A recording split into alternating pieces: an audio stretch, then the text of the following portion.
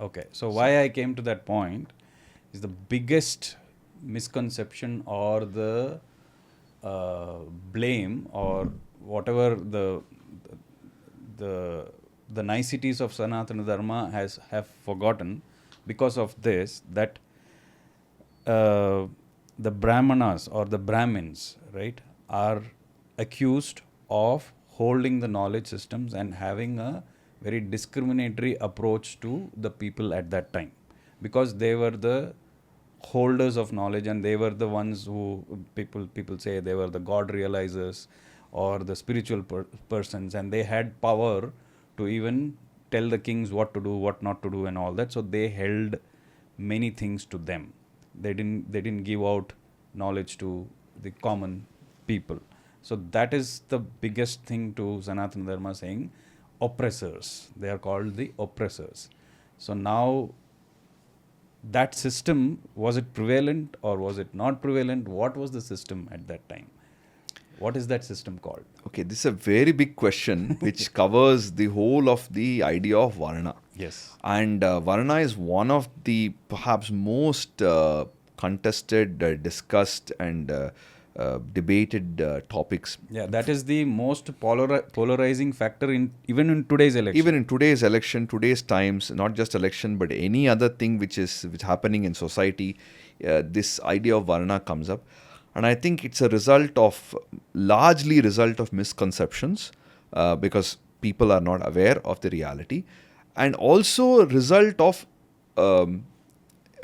if what do you say, an intentional disinformation campaign that has been carried out from the time of the British.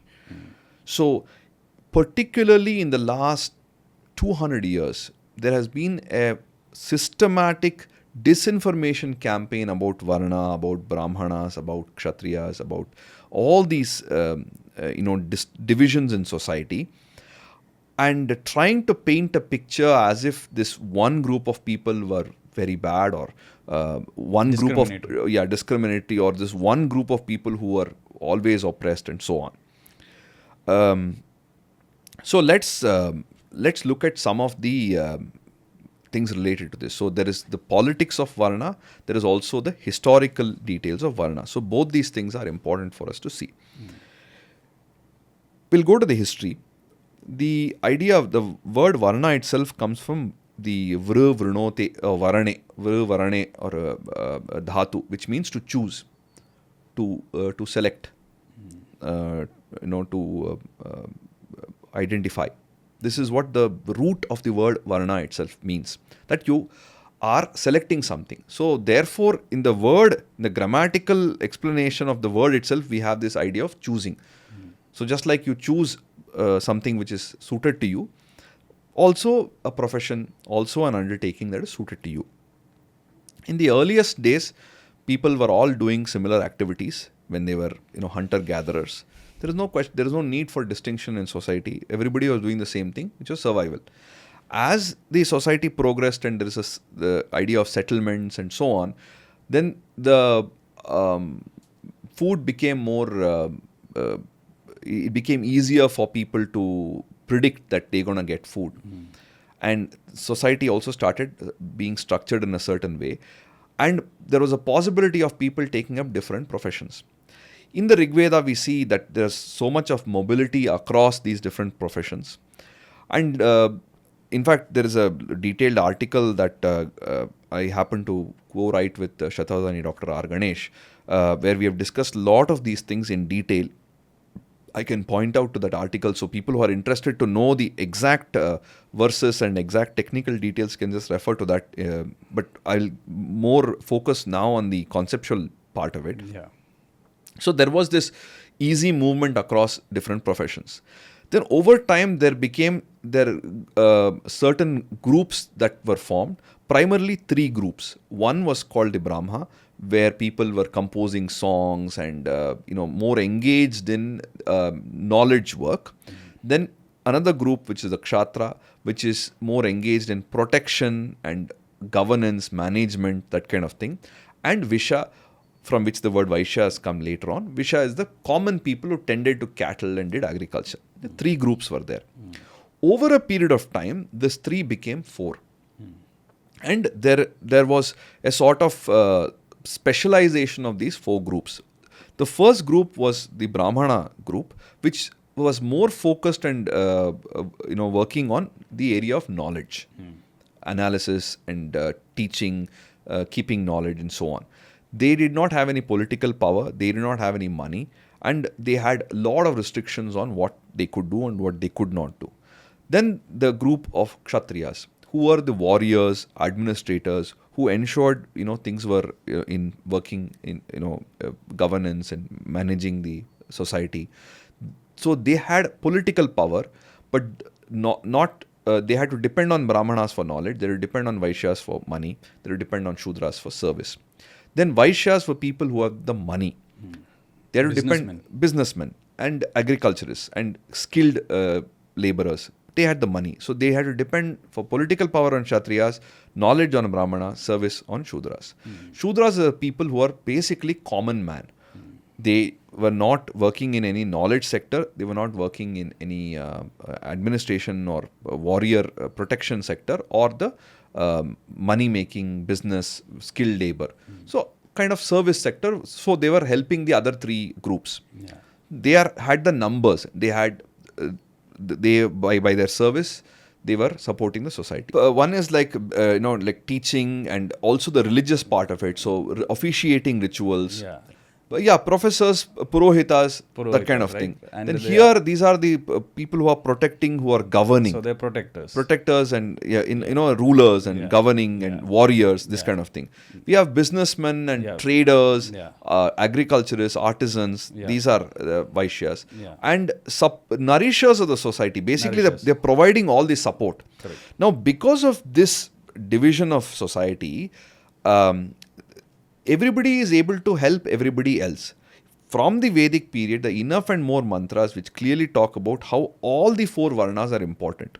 Now, if we don't have a particular group of people who are, excelling, who are focused only on one kind of work, it is a huge loss. Yeah. Right? Now, for example, suddenly one day if all the schools close down, it is going to be a disaster. Suddenly all the hospitals close down. Or suddenly all the, let's say, cobbler shops close down. Let's say suddenly all the ironsmiths close down. So any of the groups in any profession is essential for the function. Now tomorrow, let's say all over India, all the delivery boys say we won't work. Imagine the state of affairs. Yeah. We are so dependent on the last mile delivery boy. Whether it is Swiggy or Zomato, Big Basket, Amazon, Flipkart, all these things dependent on people who are driving that two-wheeler in the hot sun. And today, as the number of people, the demand increases and their role is very, very crucial, slowly their pay also will increase. 20 years back, if you are a delivery boy, it was not a big deal. Today, because of the demand, because of the importance that they have, they are increased. Whereas now all the software engineers, they were earning a lot of money at some point. Tomorrow, if AI takes over their jobs, their salaries will start dropping. So when we see across time, the amount of money earned and the kind of respect in society will be going up and down. But over a period of time, if you see across board, across the ages, all these different varnas are important for society. So there is value and respect for everybody. Now, when we come to this accusations made by people, now to specifically look at your question, it was a very, very well-knit society for a long time, which got into a sort of, I would say, like how the body goes into a certain kind of shock when you suddenly you get into an ice cold environment or something very hot. So the body goes into shock. Like that, the Hindu society went into some sort of shock with the Islamic invasions. Till the time, there was lot of freedom and possibility in the social structure. Although the Varna system slowly started crystallizing over time, what in the early period, say 1500 BC and before that, anybody could do anything because it was very easy. Slowly, birth became a cutoff point. Correct. for convenience. Whether that is right or wrong, it is a different issue. But birth became a cutoff point. Now, why is it that only somebody born in United States of America can become president? It is discrimination based on birth, right? Yeah. We're supposed to be the free world and the great, harbinger of all prosperity. But only if you're born in United States, you can become president. It is discrimination based on birth. Yeah. But you must have some framework. In their constitution, they have created this framework. That's all. Like that, there was some, for the sake of convenience, they created this cutoff point. However, there was always a possibility for exceptional people. Like, for example, Mahidasa Aitareya was from a Shudra Varna who became the rishi who gave us the Aitareya Brahmana, Aitareya Aranyaka, Aitareya Upanishad, one of the great rishis. Like this, we have so many rishis in the Veda also, like Satyakama, Jabala, or Kavasha, Ilusha, and all these people who are not Brahmanas, who are from a different Varna. Like we have great kings like Janaka, who, although he is a Kshatriya, he is a Brahmagnani.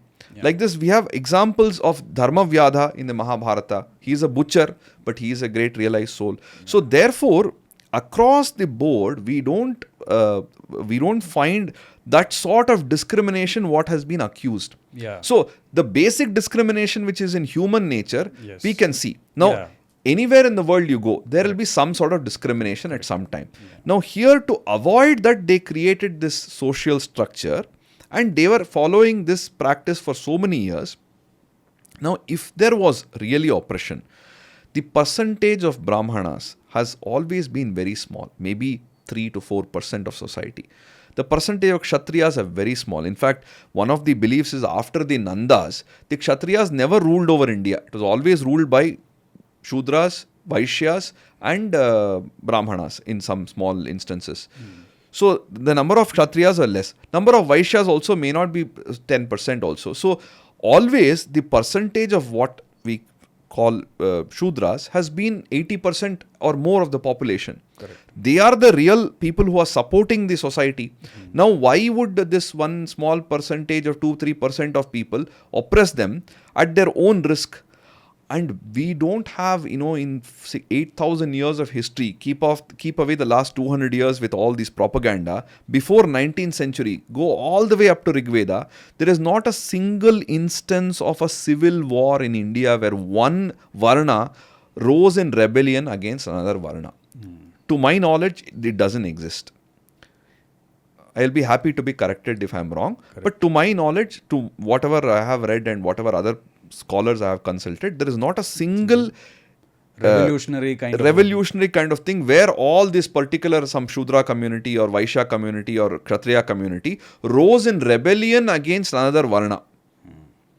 Which means that there would have been some sort of semblance of balance and mutual rest. Let me contrast this. Whereas starting from the time when we have been invaded, whether it is Alexander, we fought back. Whether it is Islamic invasion, constantly from the 7th century onwards until the Delhi Sultanate comes to power in 1206 or something, constantly we have fought against the Islamic invaders. Even after that, in different parts of India, there were always rebellion against the Islamic leaders. Then when the British came to power overthrowing the Marathas, there was rebellion against British, starting from the Sannyasi Andolana in the 18th century, then the first war of independence. Constantly there was fighting against the British to throw them out.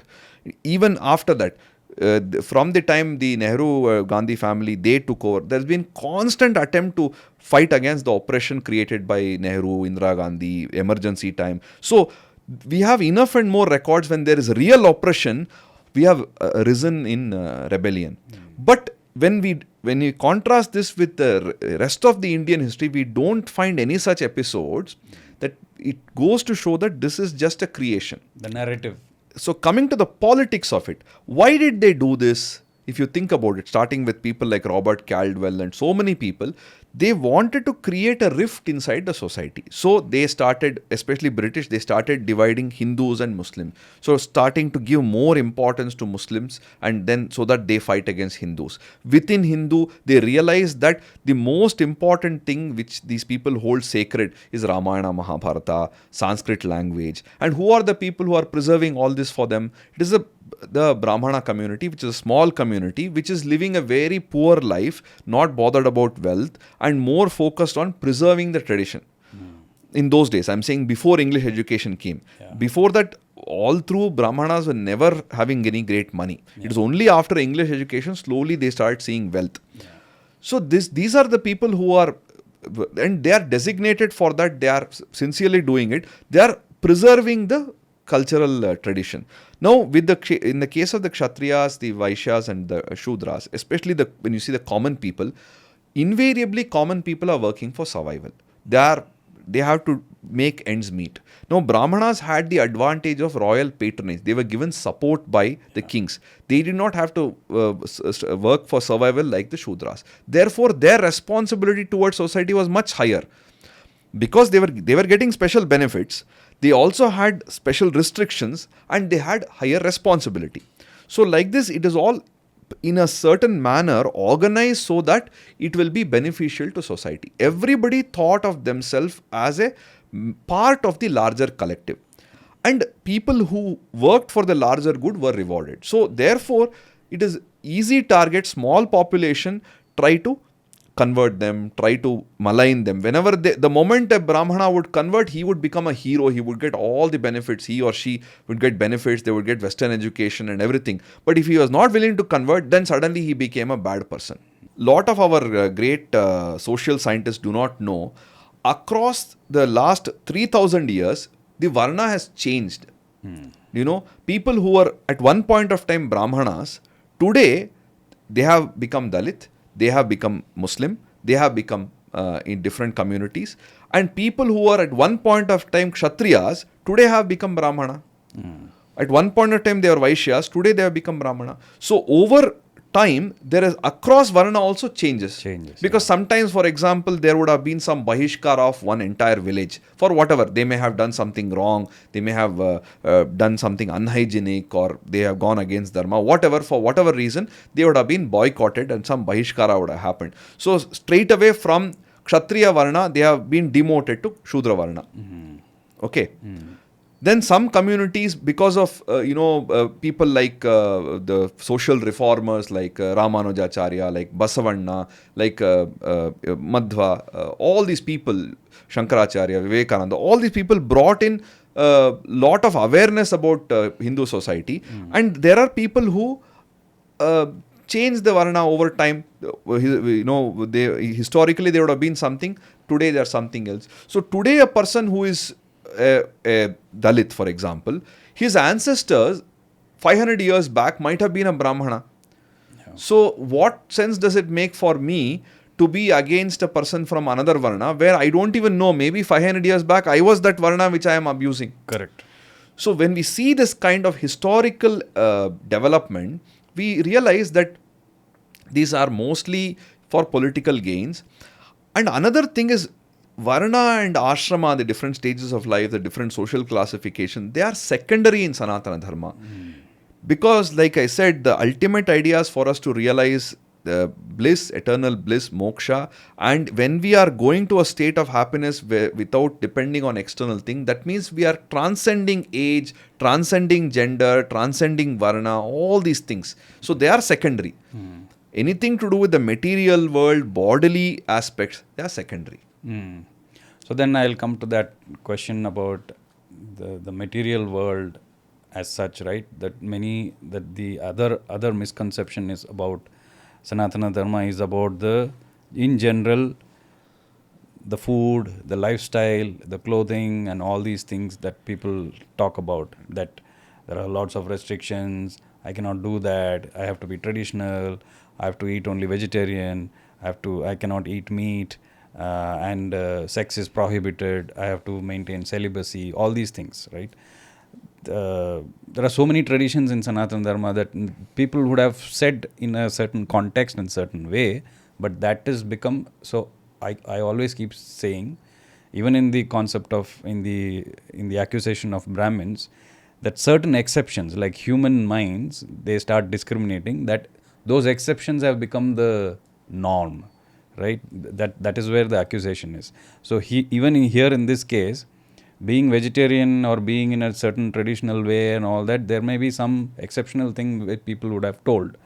But that is taken as a norm, and the misconception and the accusation happens. Like, very true. Like, for example, you take a work like Manusmriti, okay? Yeah. Manusmriti has some, 2,000 odd verses, out of which there will hardly be 10% of the things which are, or even 5%, which are something which, when we see from today's lens, we may think it is discriminatory or it is being, draconian and so on. But 90 to 95% are extraordinary, or which are, having so many good ideas. Yeah. We let go of that. So they just take that one small detail and blow it up. Right. And even today, that has become a, what do you call, a bad word, Manuvadi. Yeah. In fact, in this context, I should recollect there is an episode when I was sitting with my Veda Guru, Sri M.N. Chandrasekhar sir. He was teaching me, I think, Purusha Sukta or probably the Rudradhyaya. And after the session, we were just sitting and chatting. He said, see, these people call us Manuvadis, and they say that we are all this thing problematic, we should go away and so on. He said, Sanatana-Dharma is like a huge tree, like a banyan tree or like a Ashwatha Vriksha. If a few leaves have holes in it, will you cut the tree? Yeah, that is what. So it's a very powerful metaphor. I always remember this because we have so many good things. It's not like we are something perfect. There is no flaw in Sanatana. I don't think that's true. But we have so many good things in our tradition. And we are so lucky in Sanatana-Dharma, from the earliest days, every few, maybe 50 years, every 100 years, we have had some great person who comes and gives an internal correction. Starting from, the earliest days with Krishna himself, Bhagavan Sri Krishna himself is a person who rattled the cages, who came and gave a totally new direction, whether it is, for an example is that he said, why do you want to do this Indra Dvajotsava, which has become a corrupt practice under the reign of Kamsa? We will do Govardhana Puja. So like this, changing the norms and giving a better interpretation, which is more inclusive, which is more people friendly. We see starting from Krishna's time all the way up to Shankaracharya and Vivekananda and Narayana Guru. So many people, constantly we had these great people who thought leaders who are reinterpreting the original text so that we go back to what it really meant, because there has been some amount of degeneration. And what has Hindu society done to these people who have questioned it? They have made them into heroes. Yeah. Swami Vivekananda is a hero. Shankaracharya is a hero. Bhagavan Sri Krishna is a hero. You contrast this with the position given to people who question the faith in the Abrahamic religions. You will see a stark difference. I don't have to go into that. You can visualize yourself. Correct. What is the position of somebody who questions a person, questions the tenets of the Semitic faiths. And let's talk about the rules on the food and the lifestyle. Yes. Come to that. Now, if you look at the Vedas and the philosophical texts, they are more interested, like I said, in the spiritual part of things more than the material. So therefore, for the rules and guidelines regarding food, drink, clothing and all these things, we find more information in the Grihya Sutras, in the Dharma Sutras, Shrauta Sutras and so on.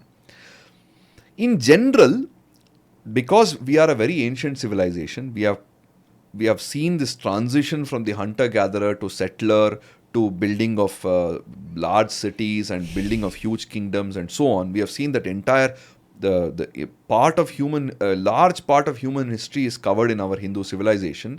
Therefore, we see both instances of eating vegetarian and non-vegetarian. So meat eating is not prohibited per se in Hinduism.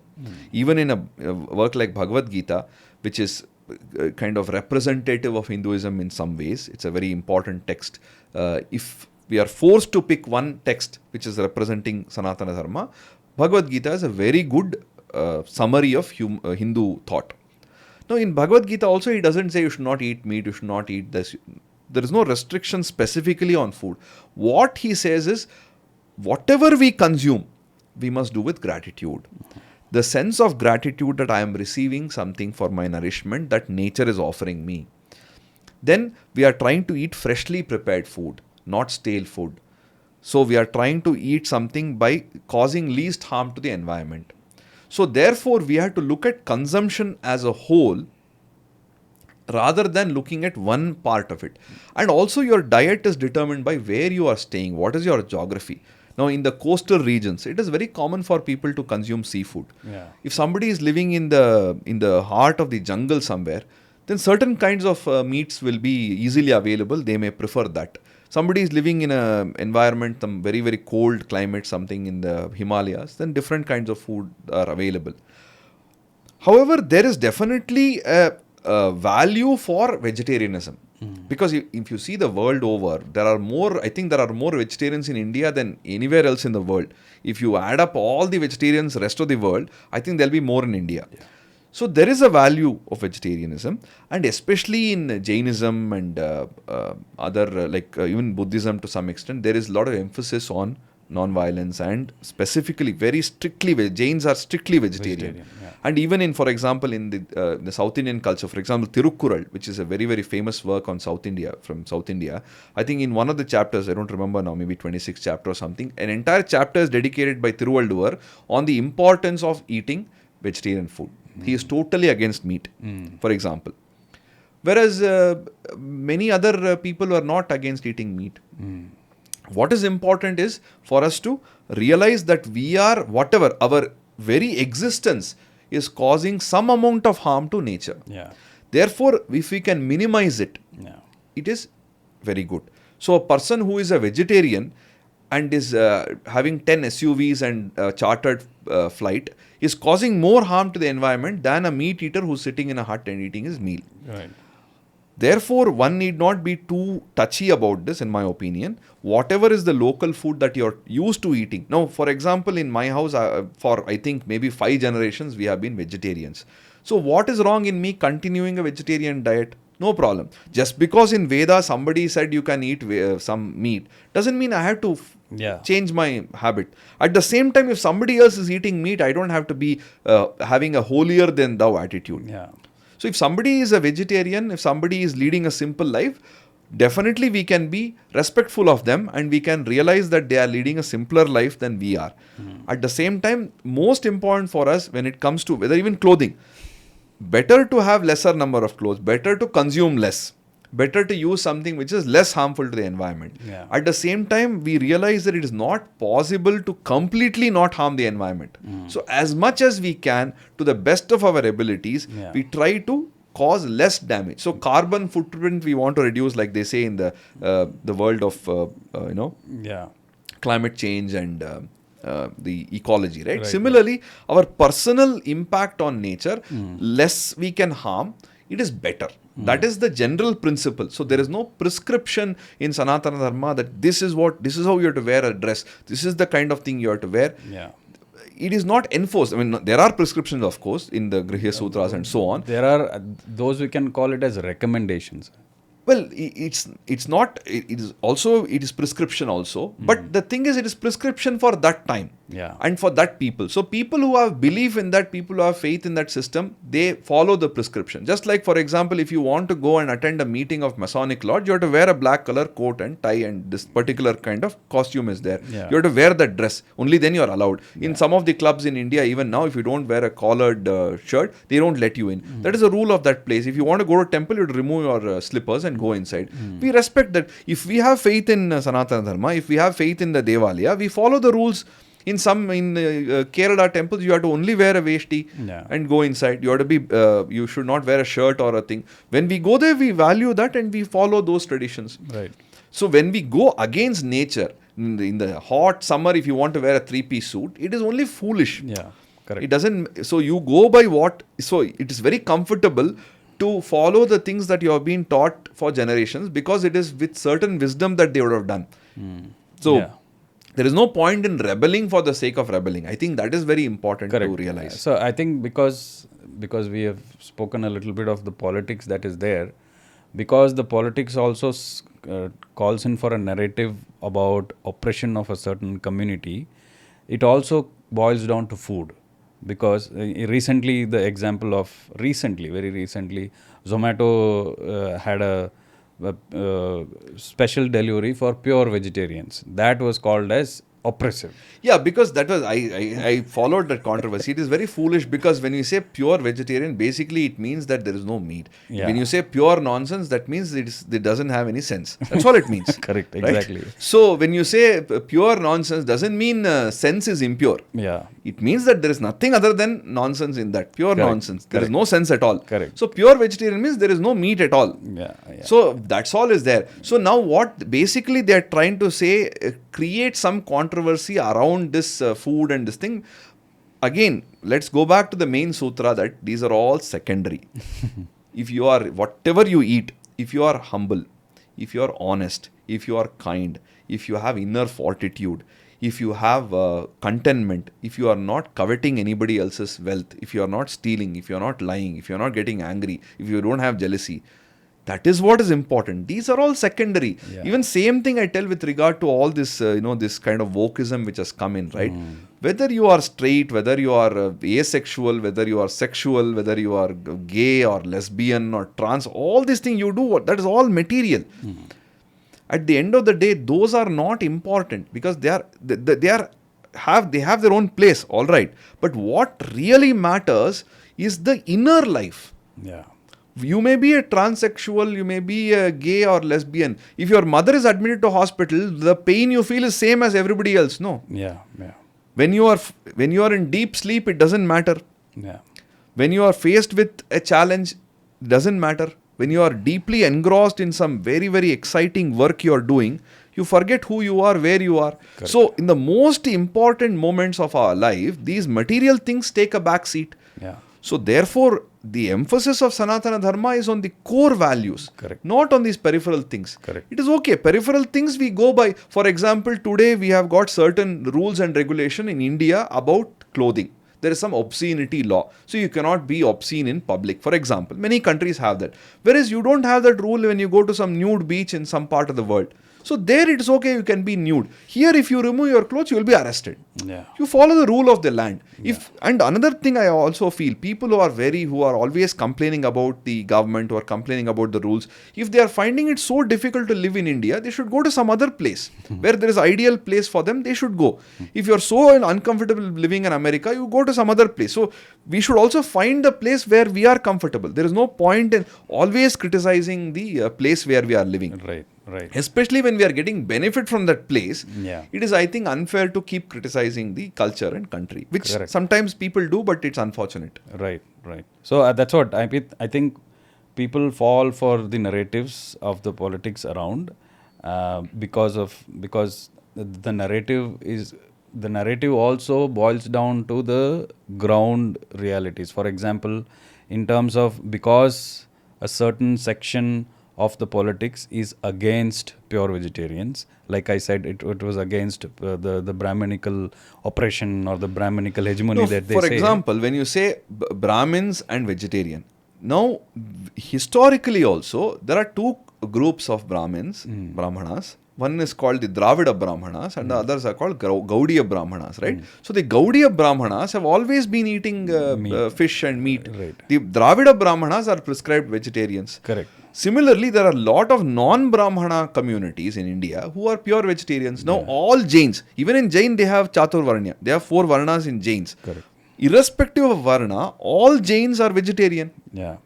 So my point was to the audience who is watching that instead of flowing with the narratives, know the history, know what has been transpired before, so that you just don't flow with that narrative of falsehood. Yeah, because in fact, the problem lies mostly with the semi-educated people, to be very honest. Yeah. The millions and millions of people in India, Hindus in India, they don't have these doubts like you and me. The people who are lakhs and lakhs of Hindus who are going to Ayodhya every day. Today, I think every day from the Prana Pratishtha till today, there are lakhs of people who are going there. When there is a Kumbh Mela, who advertises for Kumbh Mela? Whereas if you want some 25 people in one audience, when we are speaking, we have to send out posters and WhatsApp reminders and promote it on social media, Instagram, clips and this and that. Finally, you will get 20 people in your audience or 50 people. Who advertises for Kumbh Mela? Yeah. Nobody tells anything.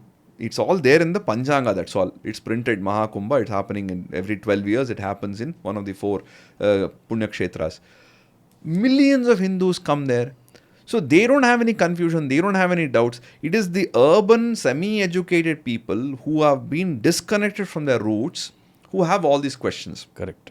Therefore, I think because they are semi-educated, they have some education, they don't have full education, it is much easier for them to get the remaining education with little bit of effort. Yes. See, somebody who has no access to internet, who does not have access to books, it is very difficult for them if they get strayed from the path. Whereas an educated in the modern sense, a person who is literate and educated having access to internet, it is very easy for them to get access to the right information, Yeah. provided they put little bit of effort. Yeah, exactly. So on that thought, I think we should probably conclude this and put a parting shot as a message from you. That what is it that you want to say as a parting shot? So I think it is very important for us to realize couple of things. One is that all knowledge should ultimately culminate in trying to realize oneself. This is the basic idea of Sanatana Dharma. Any learning should help us elevate our standards and take us to a more peaceful, more satisfied, happier state of existence. We should know what are the sources of knowledge, because there are a lot of claims made today by people in the media and everything. On what basis are they saying? You will hear all these kind of cliches, almost it is taken for granted, almost in an axiomatic manner they say, oh, women were oppressed, patriarchy was there. What is the basis of the data? Like you said, no, Brahmanas were oppressing people, Kshatriyas were oppressing the Dalits. These kind of things, they just spout this and you are expected to believe. Yes. So what is the reality? Spend little bit of time trying to see if there is any basis. Yeah. So a lot of such statements are made and we are expected to believe it. So spend little bit of time trying to understand the issue. And also, a typical technique used by the Western media and the colonial academicians is to take a, what do you call, a basic human weakness or basic human shortcoming and present it as if it is a special weakness of India. Correct. Yeah. So discrimination based on whatever reason, whether you call it discrimination based on Varna or Jati or whatever, everywhere in the world, any society, there will be some discrimination. But they talk as if only in India there is discrimination and only in Hinduism it is there because of Varna. There is discrimination among Muslims also in India. There is discrimination among Christians also in India. You know that there are Roman Catholic Brahmin, Roman Catholic Kshatriya, Roman Catholic Vaishya, Roman Catholic Shudra. Where in the Bible does it say anything about Varna? It is an Indian-made concept. So even in Christianity it is there. We have Dalit Muslims. What is the meaning of? There is no concept of Dalit in Muslim. So we have Dalit Muslims. So like this, they take a general problem which is there in human nature and present it as if only this is in India. Yeah. Therefore, when we examine any ancient text, another pointer for your listeners, when they say, oh, Manusmriti is bad, Manusmriti has this against women, Manusmriti has this against Shudras, whatever, etc. Manusmriti is a 8th century BC text. Let them look at what is happening in the rest of the world in 8th century BC. What is the status of women in the rest of the world in 8th century BC? What is the status of the average common man in the rest of the world in 8th century BC? Yeah. Then you examine Manusmriti in light of that reality. Yeah. You say, oh, in some 3rd century AD text you have got something, or CE, whatever, 3rd century CE text, you say this. Look at what is happening in 3rd century in Europe, in other parts of the world, and then come to this point. Yeah. When we realize that till recently women were not even allowed to vote in Western countries, they did not have basic adult franchise in many of the countries, and here we have Rishikas and Devis and Devatas and Rishikas and rulers who are queens. Yeah. Then we see what is the status of women in India and the rest of the world. Correct. So this is another thing. And finally, I think it is very, very important if somebody wants to have an overview and understanding of the Hindu culture and of life in general, to realize that reality is in multiple layers, and as has been given in our tradition, there is a adhibhuta level of reality, which is the material reality, which deals with facts. So science operates in adhibhuta, which is the material level. Then we have another level of reality called the adhidaiva, which is at the level of belief, at the level of emotions. Now, we have so many characters from movies and novels that are so close to our heart. Now, Sherlock Holmes is not a real person, but to many people, he is an emotional reality. Yeah. There's such a loved character. Or Tom Sawyer. Tom Sawyer is a work of fiction. But for many literature enthusiasts, he's a living, real person. We feel that he's real because he's an emotional reality. Similarly, in the case of Rama and Krishna and Shiva, they are all living realities. Many of the characters of Mahabharata are much closer to our hearts than some real persons who are living in our neighborhood. We don't know so many people in our neighborhood, we don't bother about them. But for us, Arjuna and Bhima and Yudhishthira and Duryodhana and Vidura, all these people are real characters as far as we are concerned. Yeah. That is the level of adhidaiva, belief and art and that kind of thing. Then we have adhyatma, which is the spiritual level of reality, which is to do with experience, personal experience and the value that comes from it. So, when we see the distinction between fact, belief and value, then we will get a holistic picture. And I think if people can spend little more time rather than jumping to conclusions, spending a little more time trying to look at it from multiple points of view and examining it from their personal experience and seeing whether a particular belief or opinion will help them ultimately in their elevation. Because when we read Mahabharata, Ramayana, when we read Sherlock Holmes, any literary work, or we watch a movie or listen to music, any of these things, all these things help us elevate ourselves. Yeah. So whether this discourse is actually helping us elevate our standard, or is it just pointing fingers at somebody and fault finding, which does not really lead to anything positive, anything constructive. So my request to everybody would be to spend little time to go deeper, or not to have an opinion, to say, I don't know about this subject, it is not pertaining to me, I will not have anything to say about it. That is a safe thing to do, and it is an honest thing to do. Yeah, yeah. Great, sir. Fantastic. That's like it's like Sanatana-Dharma in a capsule that you... little bit, it's such a big such subject. a big topic. Little bit time, whatever, few of the pointers, and for more, there are some of the books which are available that they can, people can refer to it, and I think in the comment section we can share some of these material. Even in the description. In the description, we can give in the description. We can give the details of it. But yeah, let's... this is a wonderful conversation. At least, the audience would have got a basic structure and the fundamentals of Sanatana Dharma and where it comes from, and how it's a basic human kind of a system given to us to elevate ourselves, right? That's what people should take. And if nature had a religion, it would be Sanatana Dharma. Exactly. Wow, that will become my title. Thank you so much for that. So thank you, sir. Thank you so much. Great pleasure. And I hope we will talk more in detail about more subjects in detail. Definitely a pleasure to be here. Thank you for inviting me.